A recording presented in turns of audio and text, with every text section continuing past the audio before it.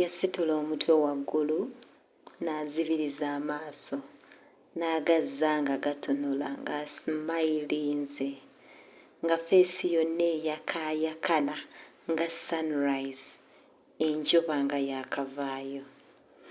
N'agamba ababaka, musobola okkikkiriza nti obubaka bunziseeko obusinga okuba obuwoomu, obusanyusa, obw'omuwendo, kwe kubasomera Suratul Kawthara, mu luzungu eyitibwa Abundance, sura ya 18 mu Qur'ani.